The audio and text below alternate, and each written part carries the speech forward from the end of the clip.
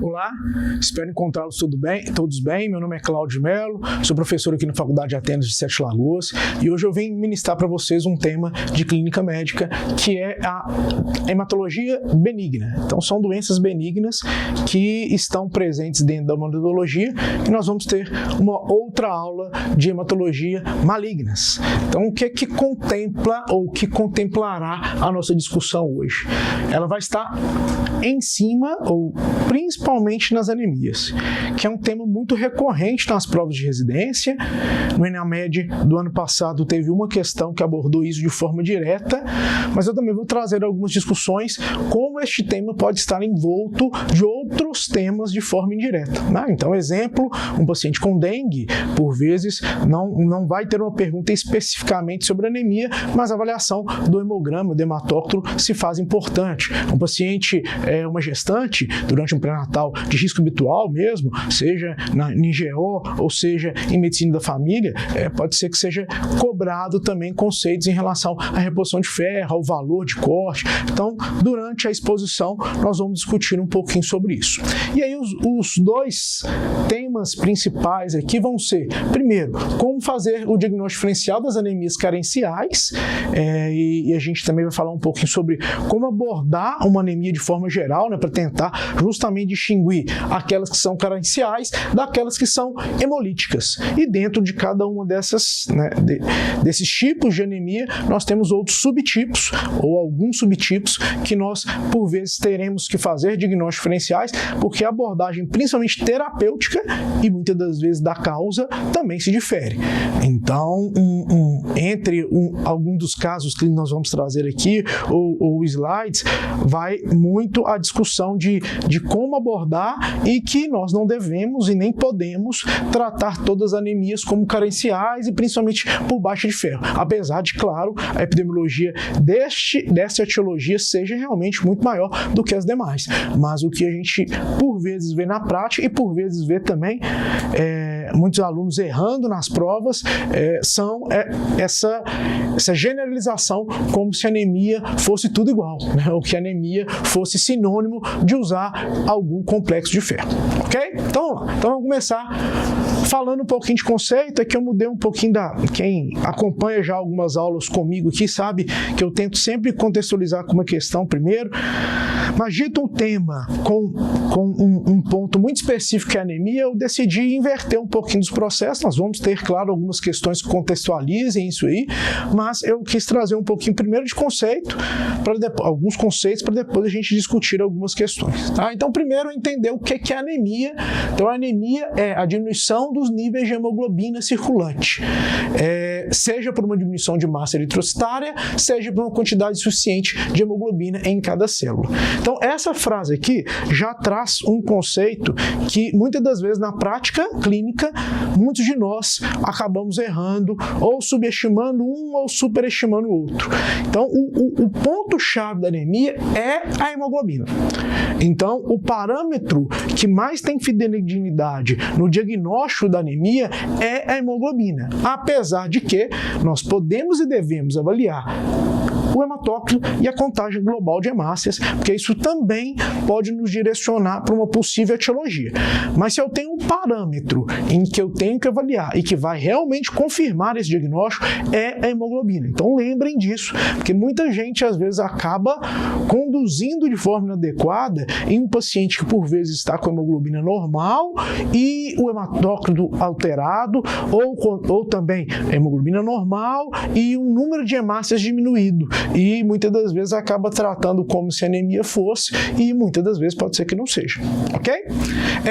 Então o que a gente avalia? Como eu já antecipei, concentração de hemoglobina, então valor de hemoglobina por decilitro de sangue, hematócrito, então percentual de sangue total ocupado pelas hemácias e a contagem global de hemácias, que a gente geralmente vê em micro ou milosmol, então tem algumas unidades de medida.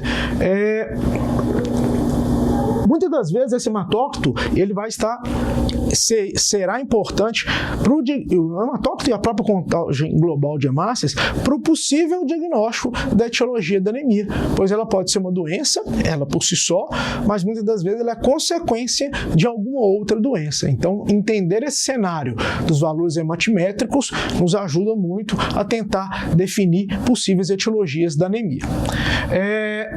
Resulta basicamente do desequilíbrio entre a produção e a perda de destruição das hemácias ou hemoglobina. Consequentemente, a hemoglobina muitas das vezes. Eu posso às vezes só ter uma ação na destruição ou na dificuldade da hemoglobina, ou pode ser na hemácia como um todo.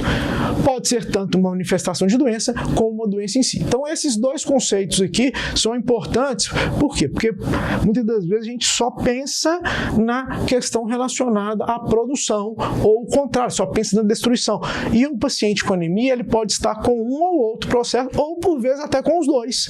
Então vão ter doenças que vão ter defeitos tanto na sua produção quanto na sua destruição. Então isso também é comum aí entre as doenças que podem causar com anemia. Quais são os parâmetros de normalidade? Então, revendo aqui algum desses parâmetros, lembrando que, a depender da literatura, pode ser que varie um pouquinho o valor para 0,5 para cima, 0,5 para baixo, isso é bem comum, mas de uma forma bem geral, homens entre 13,5 a 17,5 e mulheres de 12 a 16 gramas por decilitro. Isso é o valor da hemoglobina.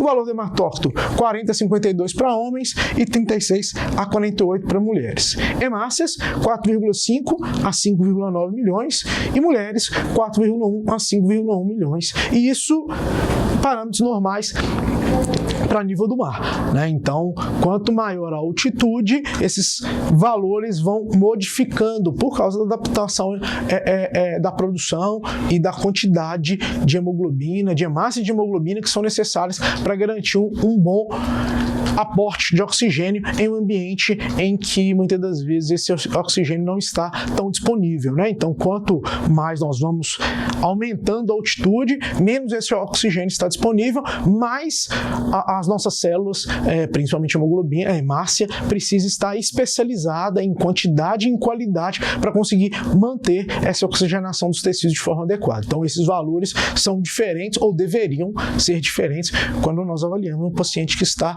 em altitudes mais elevadas. No Brasil como um todo, como a gente não tem grandes populações em altitudes muito altas, né, apesar de sim, nós temos cidades com altitude um pouco mais elevada, nós geralmente consideramos como padrão o nível do mar, apesar de, claro, a gente saber que nem todas as localidades estão ao nível do mar. O volume corpuscular médio é um dos parâmetros que nós consideramos para tentativa de verificação de etiologia, e uma boa análise de hemograma nos dá informações muito boas de qual possível etiologia e por vezes nos autoriza a tratar. Vai ter uma questão que nós vamos discutir justamente isso, que foi a questão do ENAMED do ano passado. Então, de tantas informações que o hemograma por si só nos traz, e claro, juntamente com a história clínica, com o exame físico, que nós podemos, por vezes, já iniciar tratamento para o paciente mesmo sem pedir outros exames para confirmação de possível etiologia. Então, o volume corpuscular médio das hemácias é outro parâmetro importante, serve para classificação e para determinação da causa de uma anemia. O valor normal é de 80 a 100. Como que a gente regula essa eritropoiese? Então, a produção de hemácias é regulada por células sensíveis ao oxigênio situadas no aparelho justo-glomerular renal, e aí já vai um adendo, né? Um link com a questão da doença renal. Então, o paciente que muitas das vezes tem uma doença renal, ele, por diversos mecanismos, mas principalmente por causa dessa produção regulada por essas células, acaba podendo evoluir com anemia. Ela respondeu a uma redução no oxigênio tecidual pelo aumento da produção da eritropoetina. A eritropoetina é o principal regulador da eritropoiese. Mecanismo de ação impede a apoptose dos precursores eritroides, e a redução na produção de eritropoetina resulta numa marcada redução na produção de hemácia. Então aqui é uma etiologia possível para anemia, essa diminuição da eritropoetina. Que são os reticulócitos? Então, estamos trazendo conceitos básicos, mas que são importantes para a discussão nossa logo em breve em cima de questões e de análise de exames. Então, os reticulócitos são hemácias recém-formadas, estão muito jovens, podem ser identificadas pela persistência, então geralmente 24 a 48 horas do RNA ribossomal e no seu citoplasma. A quantidade de reticulócitos presentes no sangue reflete a produção de hemácias pela medula, então daí já nos infere como a gente utiliza o reticulócito. Então, se a gente nós queremos confirmar ou pensar se essa anemia é por uma baixa produção medular ou não, a dosagem de reticulócito é uma informação bem importante. Os valores normais são de 40 a 100 mil, 1 a 2% das hemácias totais. Então, se porventura percebermos que esse valor de reticulócito esteja normal ou até aumentado, nós temos que inferir então que essa medula está com bom funcionamento. Então, se o meu paciente tem anemia, reticulócitos normais aumentados, provavelmente a etiologia não é de produção medular. Agora, o contrário, o paciente tem anemia e esses reticulócitos estão reduzidos e diminuídos, isso pode significar que realmente a medula não esteja produzindo de forma adequada.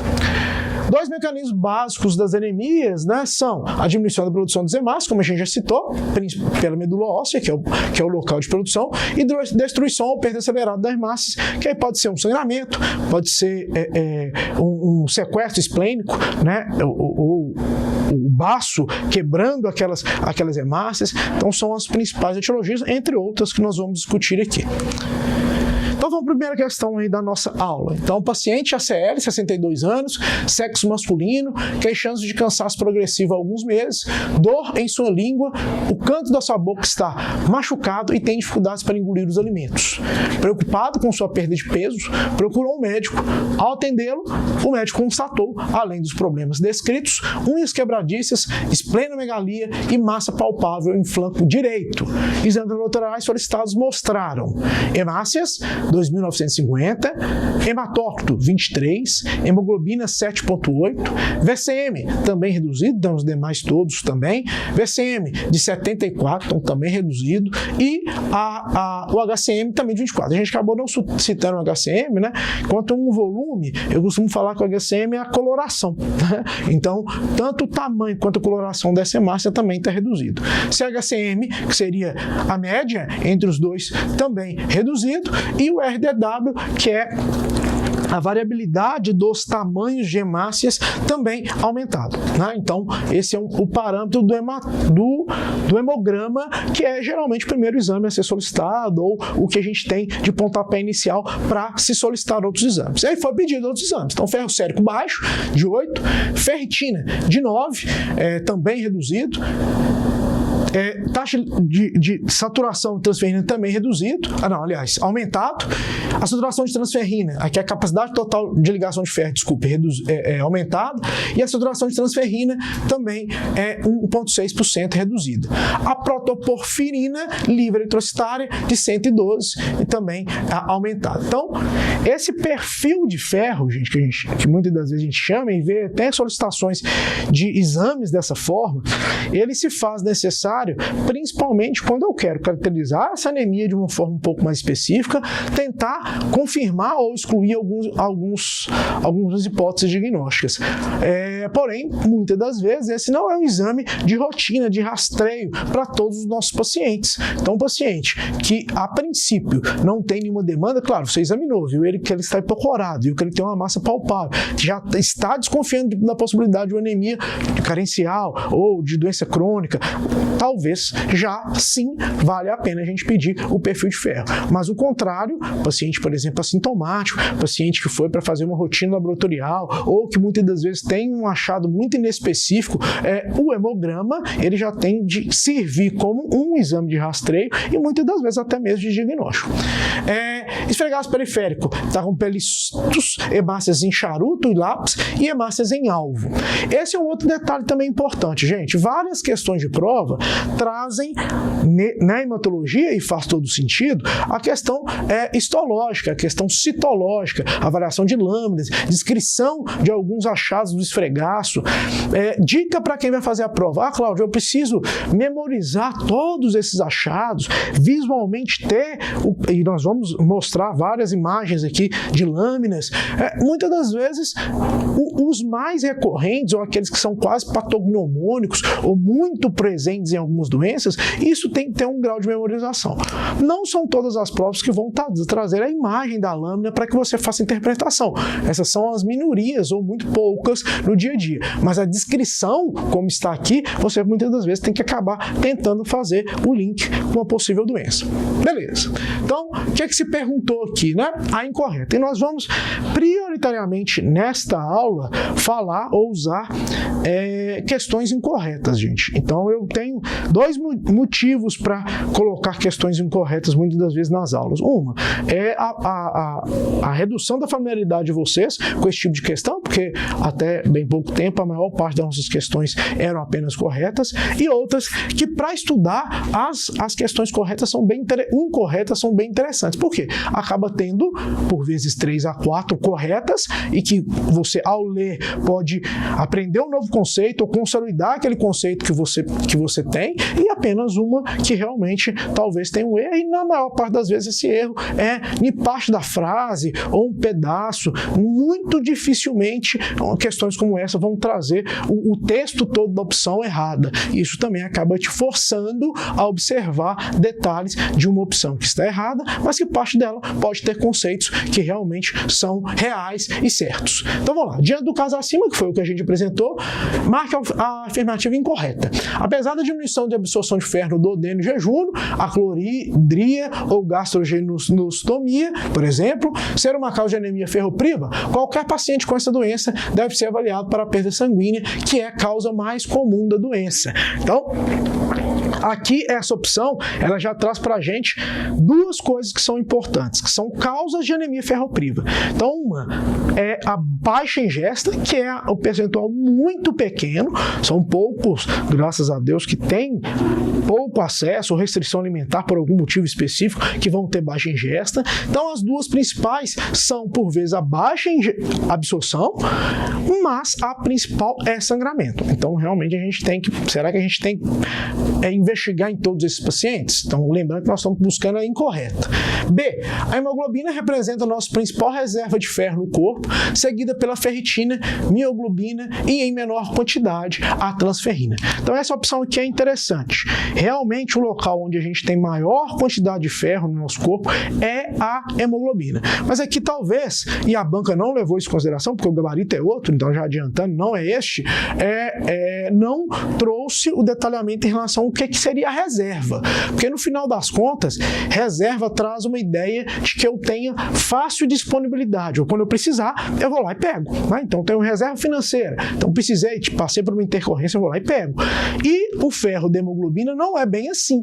O ferro da hemoglobina é um ferro mais funcional, que ele vai funcionar, nós vamos utilizá-lo para algum certo grau de funcionamento, para funcionar alguma coisa da nossa fisiologia. Então, esse conceito fica um pouco questionável, mas a princípio, sim, é o local onde a gente tem maior quantidade de hemoglobina. Ela pode ser disponibilizada? Pode, mas não tão fácil quanto, por exemplo, na ferritina, que aí realmente é um lugar quase que puro e exclusivamente para armazenamento, tá bom? Então, essa opção ficou um pouco dúbia ou confusa por causa disso, mas no final das contas, é sim um local onde a gente tem maior quantidade de ferro. C. Além de identificarmos a condição causadora, o tratamento da anemia deve ser feito com sulfato ferroso, 300 mg, 600 mg de ferro elementar, 1 a 3 vezes dia inicialmente, o pico de reticulócito 7 a 10 dias após o tratamento e a melhora do hematócrito provam diagnóstico de deficiência de ferro de uma forma simples e barata, mas devemos manter o tratamento por 6 a 12 meses após a correção da anemia. Então aqui ele está falando sobre o tratamento da anemia ferropriva. Então como que nós fazemos? E uma outra possibilidade de fazer diagnóstico que nós chamamos de tratamento de prova. Então nós damos a medicação e observamos se esse meu paciente vai melhorar. Isso temos que tomar cuidado, que como eu falei anteriormente, vou repetir algumas vezes durante essa aula, não é para todo mundo. Muitos pacientes pela clínica, pelo exame físico, vão nos direcionar para uma outra etiologia de anemia que não ferropriva, e neste eu preciso confirmar, pedir outros exames para que realmente eu consiga fazer o tratamento de forma adequada. O que a gente vê muito na prática é nós colocando, e estou generalizando, claro, tá, gente? Mas é muitas das vezes da prescrição de sulfato ferroso de forma compulsória para o paciente que tem uma hemoglobina mais baixa, sem realmente fazer toda essa análise de contexto. C. Anemia de doença crônica geralmente é decorrente de 3 fatores: inibição da eritropoese por citocinas, anormalidades de mobilização e distribuição do ferro e destruição acelerada de hemácias, ser causada por neoplasias. Os achados hematológicos do senhor ACL combinam com esse quadro. Então, essa opção é o gabarito. Gente, já vou adiantar aqui, já vou mostrar para vocês o gabarito, né? Então, esta é o gabarito, esta é a opção incorreta, e ela tem 2 pontos discutíveis. Primeiro, a questão da destruição acelerada de hemácia ser uma etiologia importante para anemia por doença crônica. Não é. Essa destruição ela é mais importante ou mais considerada, não que isso não aconteça, isso acontece na anemia crônica, na doença crônica, acontece na ferropriva também, né? Porque elas ficam deformadas ou fora da conformidade, muitas das vezes o baço vai identificar aquilo ali como uma hemácia doente e vai acabar destruindo. Mas não é a principal, diferente das etiologias hemolíticas, que aí sim, esse é o principal cenário. Então lembram, lá no primeiro slide a gente dividiu carenciais hemolíticas? Então essa é mais ou menos a ideia que a gente por vezes tem que trazer para essa discussão. E a outra discussão é se realmente o quadro, principalmente laboratorial, e nós vamos discutir isso mais afinco daqui a pouco, né, condiz com uma doença, uma anemia por doença crônica. Então não está batendo tanto assim, vocês vão ver que tem algumas coisas que diferem na caracterização. Então esses 2 pontos devem ser considerados para a gente considerar essa opção como correta.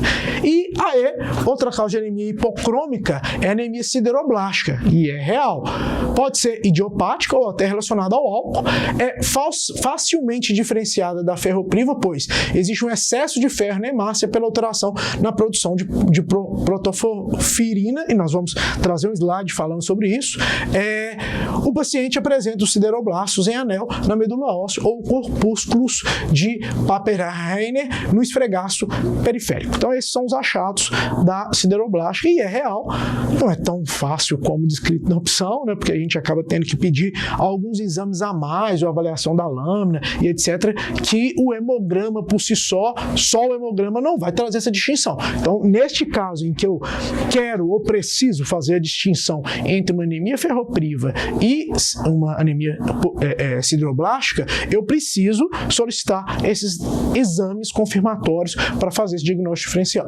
Então, vamos discutir um pouquinho sobre a abordagem da anemia como um todo, e claro, vamos acabar trazendo essa distinção entre anemia de doença crônica, anemia ferropriva, anemia sideroblástica, anemia por hemoglobinopatias. Então nós vamos discutindo aqui até chegarmos na nossa próxima questão. Então, aqui um exemplo de hemograma, é o que a gente geralmente vê na maior parte dos laboratórios. Então, trazendo uma hemoglobina de 10, então baixa, hematócrito também reduzido, VCM reduzido, HCM reduzido. Então, típico de uma anemia que, por vezes, na maior parte das vezes, a gente vai se deparar com a ferropriva, que, como eu disse, é da etiologia das mais comuns. Chama-se atenção, nós vamos ter uma imagem que vai destacar aqui também, que o próprio exame, isso é bem comum. Então aqui é a leitura da máquina, e aqui muitas das vezes a leitura do laboratório, né, a avaliação da lâmina, e aí que ela descreve que tem presença de de uma hemácia reduzida, né, então a micro, e pouco corada a hipo, tá? Então são nomenclaturas também que a gente usa com muita frequência no dia a dia clínico. Nas provas menos, né? Mas no dia a dia clínico falar anemia micro-hipo ou anemia normo-normo, então vocês vão ver isso com grande frequência. Então, questões importantes. O paciente apresenta a mesma anemia? A primeira pergunta é essa. Então, realmente é anemia?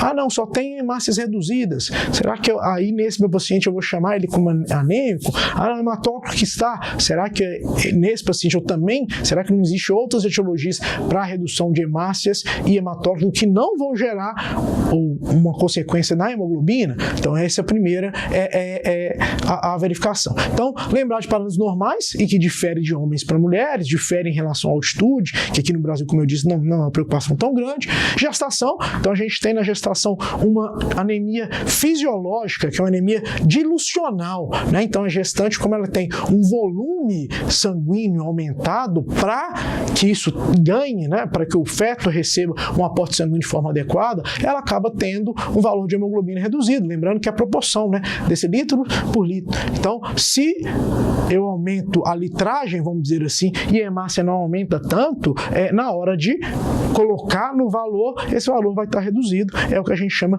de anemia fisiológica, anemia dilucional, anemia da gestação.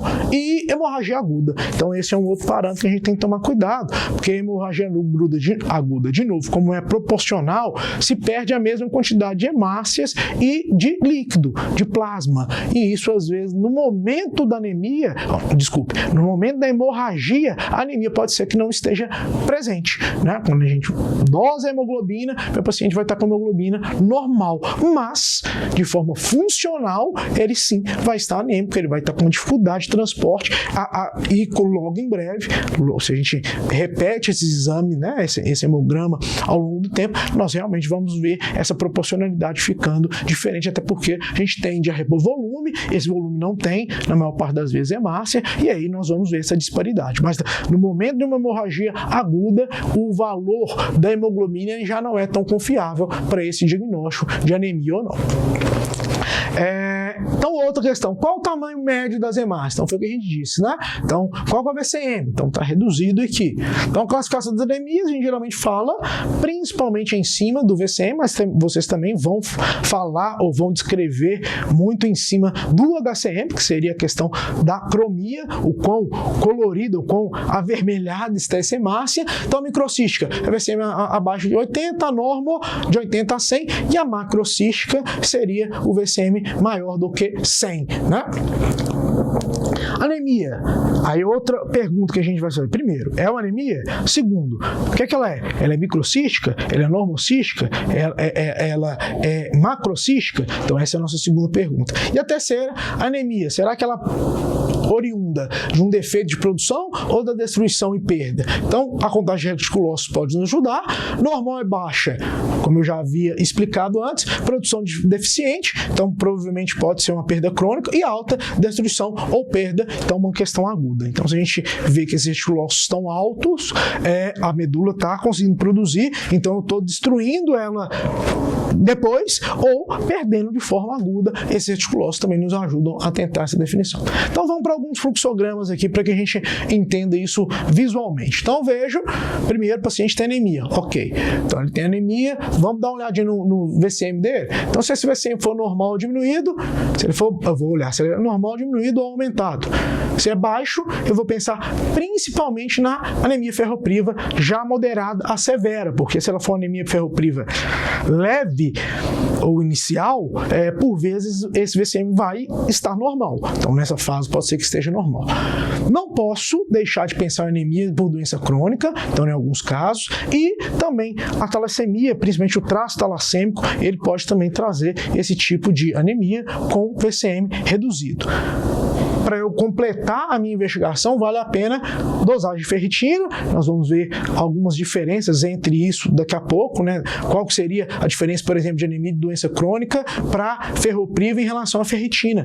Então aqui, será que eu tenho um aumento de depósito? Tem a quantidade? Aqui, provavelmente, eu tenho a baixa de depósito. Então isso vai acabar refletindo no valor da ferritina. E, por vezes, a eletroforese da hemoglobina para excluir o traço talassêmico ou alguma hemoglobinopatia.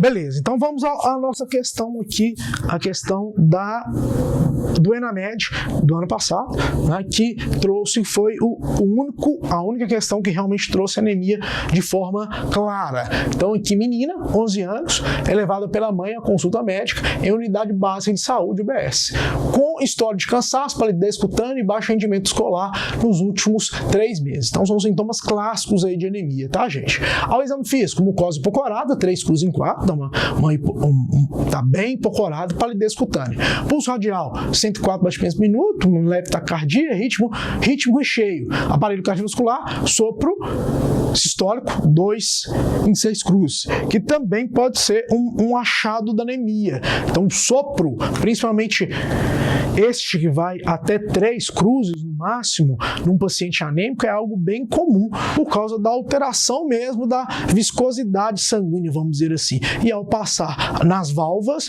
isso pode gerar um sopro. Então, muitas das vezes não é um problema valvar, e sim um problema da alteração realmente sanguínea.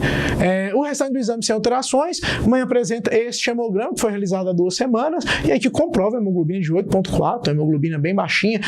Lembrando que esse valor de referência aqui está em cima da idade também, que é outra coisa que muda lá os parâmetros, tá, gente? Desculpe, eu também esqueci disso. Então, além de sexo masculino e feminino, altitude, a idade. Então, nós temos parâmetros diferentes para idades, principalmente na pediatria, isso muda um pouquinho.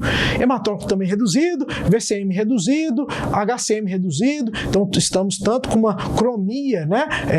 Então, tanto microcística como hipocrômica, RDW aumentado, então temos variações grandes entre as hemácias, leucócitos normais, com diferencial também normal, e plaqueta um pouquinho aumentado. Então a gente tem um aumento de plaqueta. E aí pergunta-se, diante do caso apresentado, assinale a alternativa mais adequada.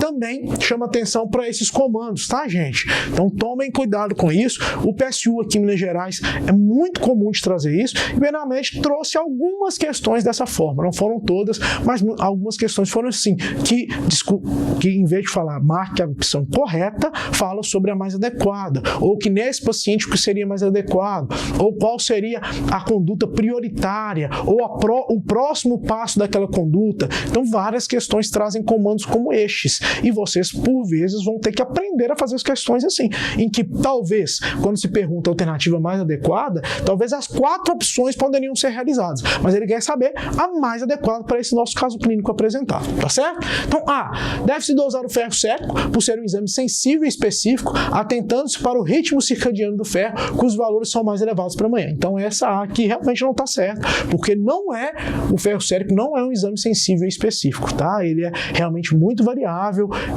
a gente não usa ele como exame de escolha para diagnóstico. Nós, por vezes, utilizamos ele muito mais para acompanhar uma possibilidade pós-tratamento de trazer um aumento de ferro sérico, que também, claro, pode trazer consequências, do que para diagnóstico de anemia ou para diferenciação entre anemia e outra. Considerando o resultado dos exames, pode-se iniciar o tratamento com 4 mg quilo dia de ferro elementar e esperar-se um aumento do reticulócito em 4 a 7 dias. Essa questão do reticulócito, tratamento, nos refere a uma discussão que a gente fez anteriormente, que chama-se o tratamento de prova. Então pode ser que seja a mais adequada. Vamos ver as demais. Com base no HCM, a anemia pode ser classificada em normocística? Não, nós vimos que não. Ela é micro, e o fregaço de sangue periférico pode evidenciar anisocitose, eriptocitose e polioxicitose. Até poderia algumas dessas aqui, mas a questão de ser normocística não. E D, a eosinofilia e a trombocitose observados justificam o encaminhamento para a hematologia a fim de investigar a causa de anemia e comprometimento esplênico. Talvez essa D que possa ter trazido um pouco mais de confusão para os candidatos, porque, será que é?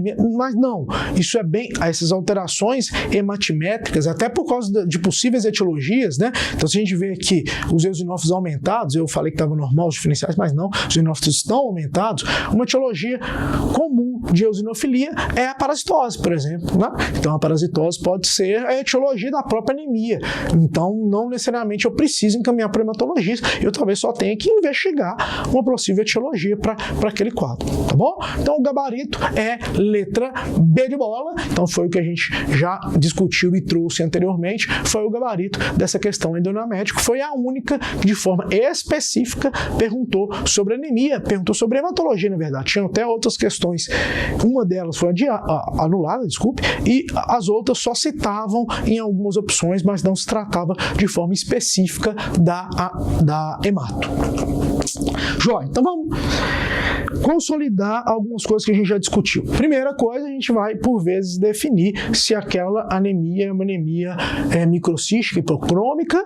Isso já nos direciona para a possibilidade, principalmente, de poder ser um defeito na formação da hemoglobina. E aí, esse defeito ela pode ser por causa de uma anemia ferropriva, e aí alguns achados, a transferrina está aumentada e principalmente aqui a capacidade de ligação de ferro também está aumentada, né, na ferropriva, e diminui o ferro e a ferritina.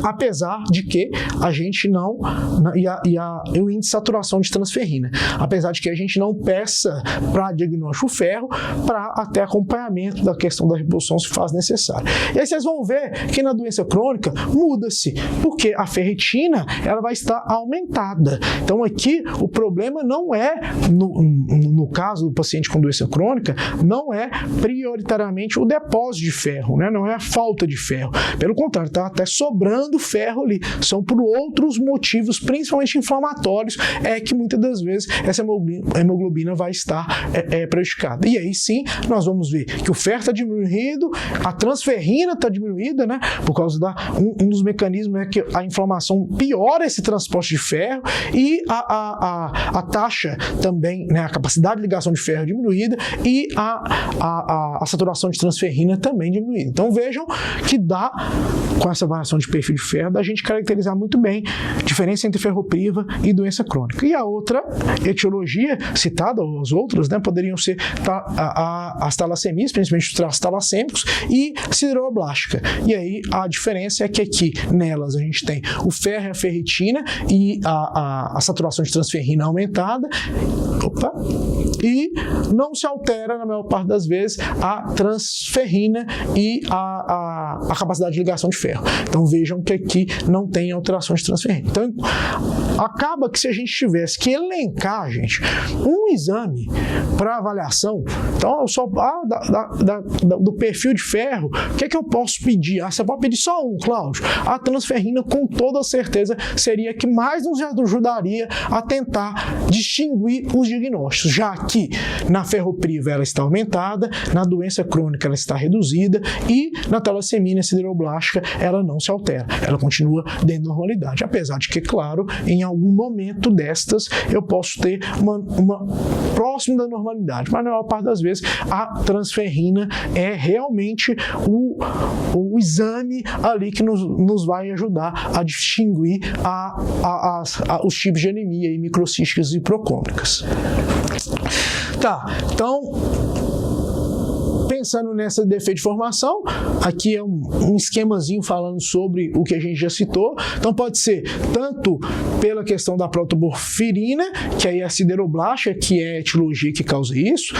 Pode ser por alguma questão relacionada ao ferro, tanto do seu transporte quanto do seu estoque, e aí pode ser ferropriva ou doença crônica, e isso vai acabar atingindo o grupo M, né? E aí a formação do grupo M. Mas algumas outras doenças, já com a formação do grupo M, vão trazer um defeito ou uma dificuldade dessa hemoglobina, que aí o principal etiologia são as talassemias e a anemia falciforme, né, que são as hemoglobinopatias. Então, o problema pode estar na hemoglobina, que aí seriam as principais representantes da talassemia e anemia falciforme, e pode ser no grupo M, que aí pode ser tanto a sideroblástica na protoporfirina, quanto a ferropriva, doença crônica, em relação ao ferro, em locais diferentes, mas que no final das contas vão acabar trazendo prejuízo na questão do ferro. Joia. Então, falamos sobre reduzido, né, o VCM principalmente, mas também o HCM reduzido, que seria a hipocrômica e microcística. Agora vamos falar com o VCM normal, né, que a gente chama de normocística, desculpe, e que muitas das vezes vai, consequentemente, estar normocrômica. Então, aqui, com ele normal, pode ser uma anemia ferropriva leve, uma fase inicial.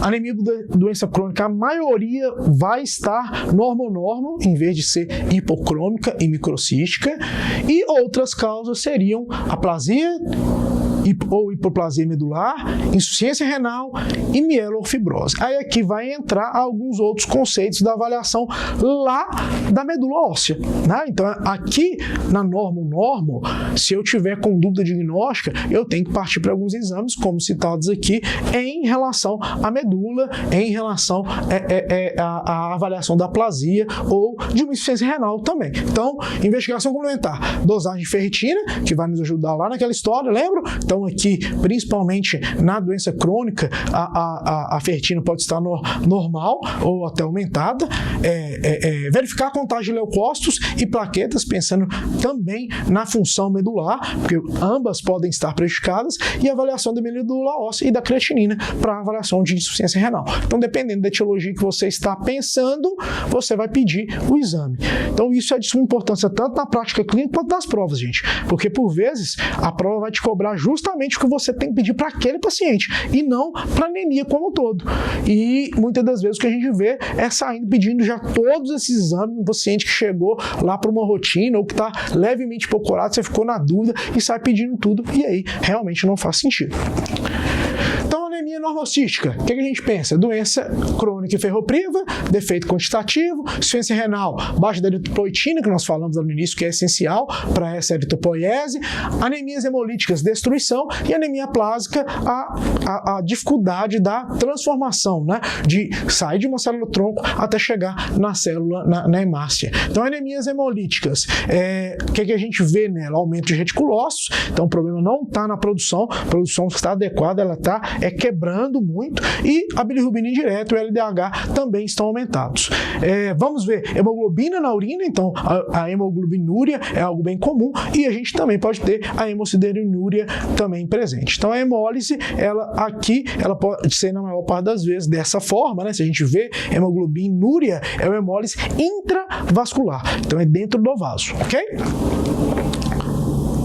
E no VCM aumentado, muitas das vezes essa é a mais tradicional e por vezes acaba sendo a mais fácil de diagnóstico na maior parte das vezes, mas nós temos que pensar também fora da casinha da vitamina B12 e do ácido fólico, tá, gente? Disparado são as principais etiologias de anemias com VCM aumentado, né? Macrocísticas, porém não são as únicas, então nós não podemos deixar de pensar nessas outras etiologias, tá? Como a mielodisplasia, o uso de quimioterápico, né, pacientes que usou quimioterápico por algum outro motivo, o hipotiroidismo, então pegamos lá uma mulher na faixa de idade entre 35 a 45 anos, com relato de ganho de peso, história familiar, nós temos que investigar o hipotiroidismo e por vezes o tratamento do hipotiroidismo é que vai garantir que essa anemia seja melhorada, e doenças hepáticas também. Então, sendo assim, colher uma boa história clínica, isso vale para todas as outras, mas aqui ainda mais, dosagem de vitamina B12 e folato, avaliação de medula óssea e provas tiroidianas e hepáticas se fazem necessário.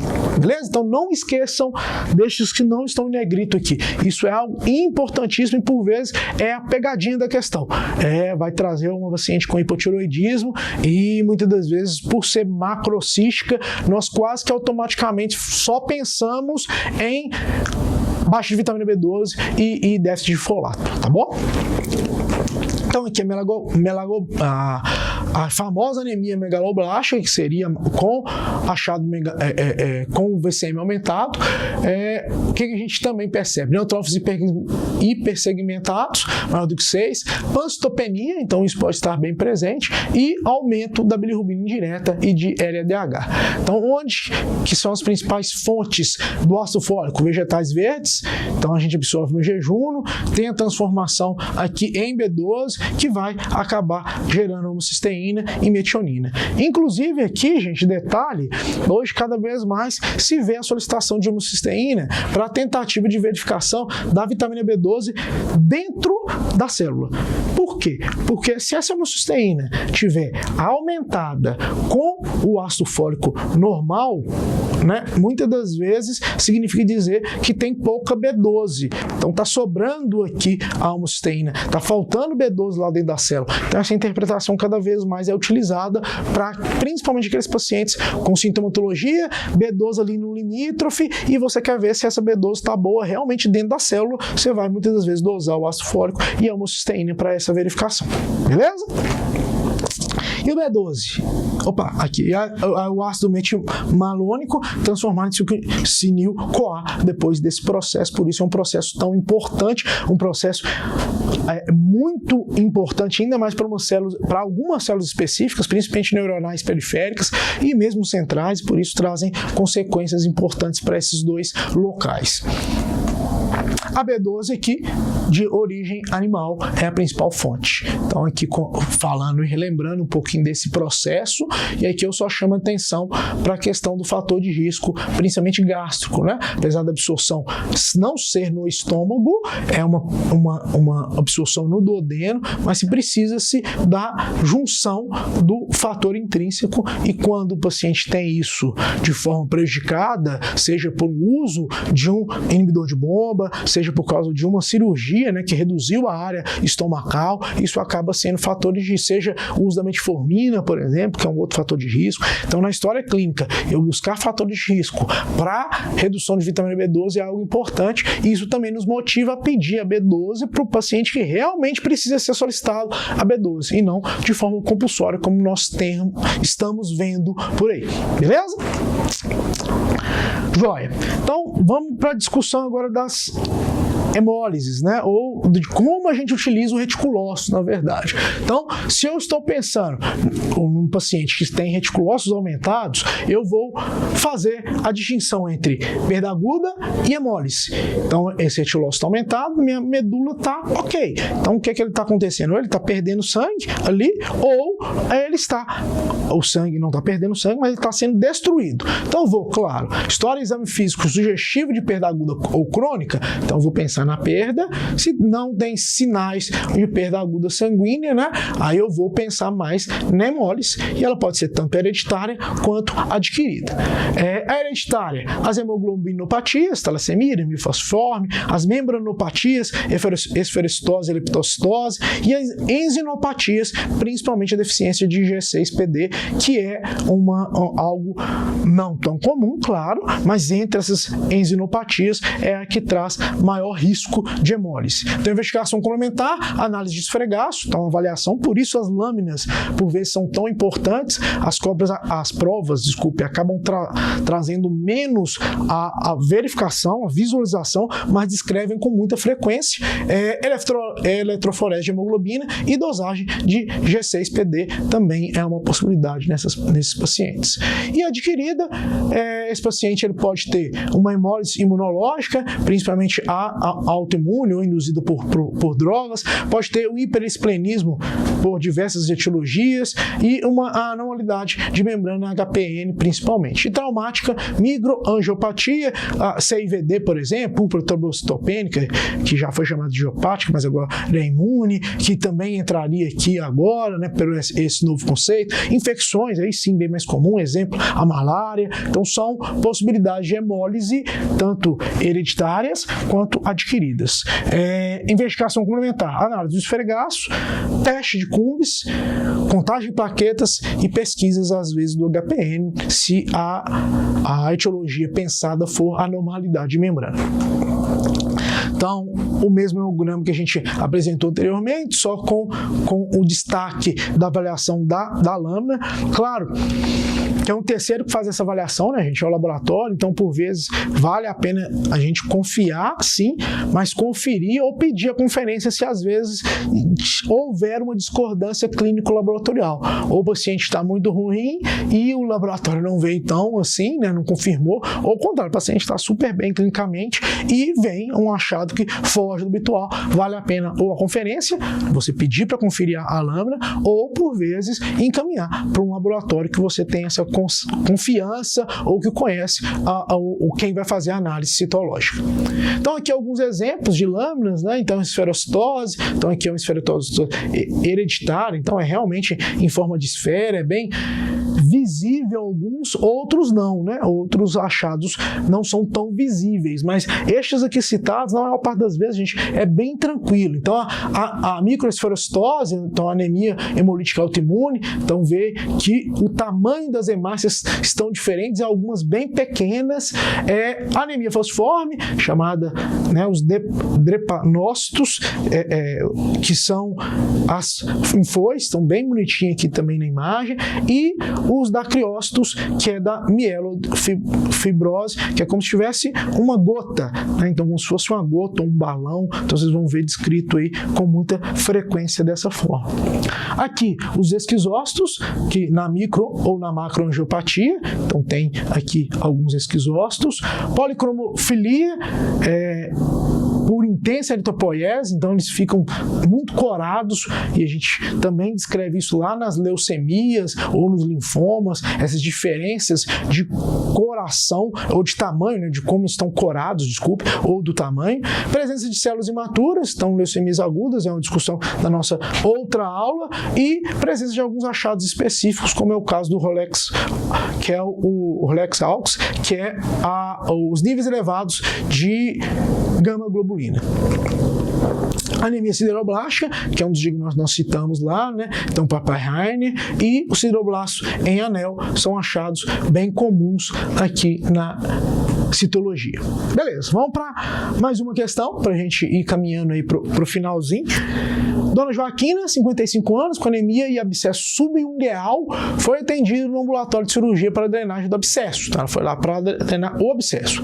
Durante o procedimento, relatou cansaço ao grande esforço, como lavar roupa e subir escadas, visão turva episódica. Ela é hipertensa, em tratamento medicamentoso, nega cirurgias prévias, melena e hematêmese.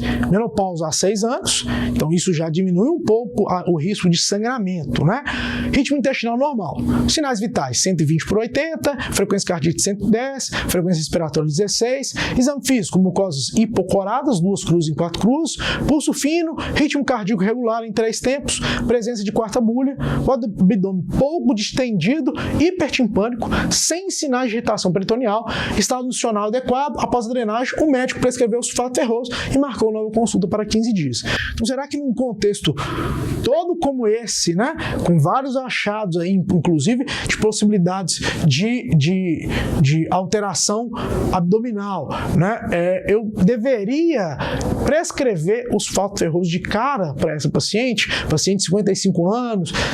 Será que eu não teria que investigar um pouco melhor? Então, realmente, a prescrição do sulfato ferroso aqui não se faz tão adequada quanto na questão, por exemplo, do Enamed, uma criança sem muitos fatores de risco, né, com um hemograma clássico de uma anemia ferropriva, com eosinofilia, que talvez seja uma parasitose, com uma etiologia possível muito palpável, é diferente daqui, beleza? Outra, sobre as anemias normocísticas, marca alternativa incorreta. De novo, incorreta, bem direta, foge um pouquinho do contexto, né, do Enamed, de outras provas que tem uma contextualização, caso clínico, mas aqui é só para a gente relembrar alguns conceitos que são importantes. Então, então a gente está falando da normocística, tá? Agora não é micro mais. Além da ferropriva e doença crônica, temos insuficiência renal pela ausência progressiva de eritropoetina e outras causas associadas, perda de ferro, asfólio pela diálise, toxicidade pelo alumínio, sangramento gastrointestinal. Então, nós discutimos isso anteriormente, nós estamos na incorreta. A hemólise intravascular na deficiência de G6PD acontece geralmente sob condições de estresse oxidativo, causando diminuição de hemoglobina, aumento de reticulócitos, diminuição da aptoglobina, hemoglobinúria, hiperbilirubinemia e icterícia. Os corpúsculos de rins e hemácias mordidas podem ser vistos no esfregaço periférico. A hemólise é mais comumente causada por infecção, mas outras condições também podem causá-la, por exemplo, os de sulfos antimaláricos, azul de metileno, naftalina e até o ácido acetilsalicílico. Beleza? Por isso é interessante estudar em questões como essas de incorreta, tá? Porque trazem conceitos que são verdade e que a gente pode fixar. C. A esferocitose hereditária é hipercrômica e pode ser diagnosticada pelo teste RAM.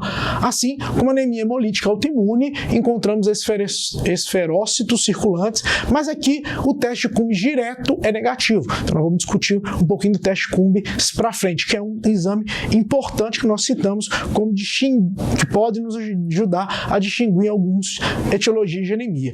O tratamento, quando realizado, é através da esplenectomia em crianças e vacinamos antes da cirurgia com antipneumocócica e meningocócica, além da anti-hemófilos B. Beleza. D. Podemos dividir as anemias autoimunes de 3 maneiras, mediadas por IgG, anticorpos quentes, né, ou anteriores, causados por lúpus eritematoso sistema, linfoma, leucemia linfóide crônica, mediados por IgM, anticorpos frios, causados principalmente pelo micoplasma, e mediados por drogas como a miltidopa e as penicilinas. E o achado de esquizócitos no esfregaço periférico está relacionado à fragmentação de hemácias macrovascular, prótese valvar, por exemplo, por bypass, ou microvascular, microangiopatia, como o PTT ou o câncer. Então, a resposta incorreta aqui seria a C. Então, é a única que não tem um conceito de forma adequada, porque principalmente a questão relacionada ao Cumbis. Então, vamos lá. Hemácias em mordida, deficiência de G6PD, então vamos trazer alguns exemplos. Os corpúsculos de Hens, também aqui, né? Então, aqui bem bonitinho mesmo, na deficiência de G6PC. Os esferócitos, então hemácias bem esféricas e, por vezes, reduzidas. E aqui a interpretação do Cumbis direto. Então, o Cumbis direto ele está positivo na autoimune, né? Na apresentação autoimune, e negativo na esferocitose. Então, é o que descreve lá na questão. E o esquizócito, aqui também bem bonitinho pra gente, ok? Então, de uma forma geral, percebemos que sim, é um assunto, por vezes, mais complexo do que muitas pessoas levam, né? Mas também não é tão difícil quanto se parece de imediato. Então, são sim etiologias, às vezes, muito diversas, muito diferentes, mas que uma boa análise de hemograma, por exemplo, já nos traz uma possibilidade grande de avaliação. Então, quando nós fizemos essa primeira pergunta lá no início da aula, como fazer diagnóstico diferencial das anemias carenciais, então nós estamos falando prioritariamente nas anemias ferroprivas e vitamina B12 e ácido fólico, porém, nesse meio termo, nesse meio do caminho, nós temos as de doença crônica, por exemplo, que são diagnósticos bem importantes e relativamente frequentes, a depender da idade e do contexto de comorbidades que o nosso paciente tem. Então, a avaliação da principalmente microcitose, macrocitose ou normocitose é essencial, mas também pensar na cromia, que isso também nos ajuda a raciocinar na etiologia. A partir do momento de uma avaliação de hemograma muito bem realizada, eu vou direcionar para possíveis etiologias. Então, pensei na microcística e na hipocrômica, a principal etiologia é a ferropriva, mas eu não posso deixar de lado algumas outras etiologias, como a própria doença crônica, e tentar buscar se não pode ser algumas outras alterações. Na normo, vamos pensar na doença crônica como prioridade, mas também não esquecer da própria anemia ferropriva em fase inicial ou leve, ou por vezes talassemias, ou doenças como anemia fosfor. Então isso também é algo importante.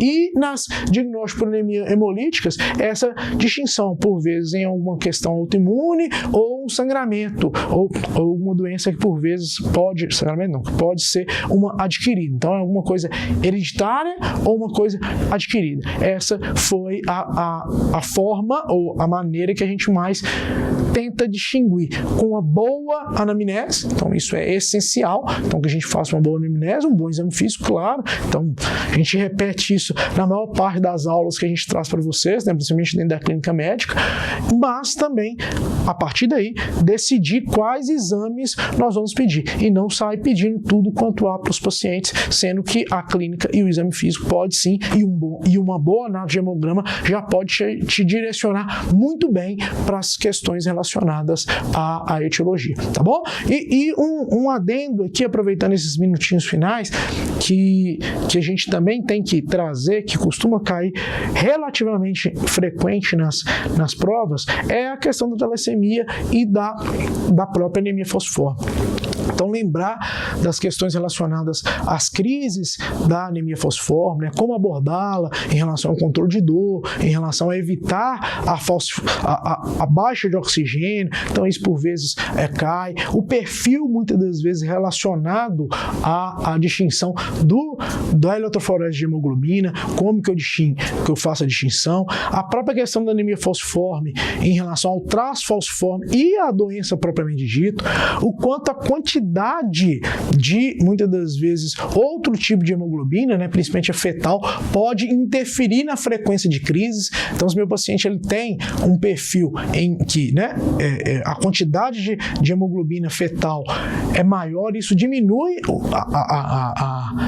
as crises e vai ao encontro do próprio tratamento da anemia ferropriva hoje, né, que não é só mais do controle de danos ou de sintomas, e sim em cima da possibilidade da tentativa de incentivo da aumento de produção da hemoglobina fetal. Isso acaba trazendo uma redução de sintomas, tá bom? E também nas talassemias, lembrar a distinção entre traço talassêmico e talassemias veras, a distinção entre cada uma das talassemias, em algumas provas por vezes é cobrado, mas o que eu mais vejo, né, das provas de acesso direto muitas das vezes a cobrança, né, do generalista é pelo menos pensar nessas doenças e naquele paciente que já faz o acompanhamento, nós tentarmos evitar que eles tenham complicações, beleza? Então espero ter resolvido alguns desses problemas aí para vocês, incentivos a vocês a tentarem ler ainda mais sobre o tema, é um tema bem recorrente nas provas, não caiu tanto nem na média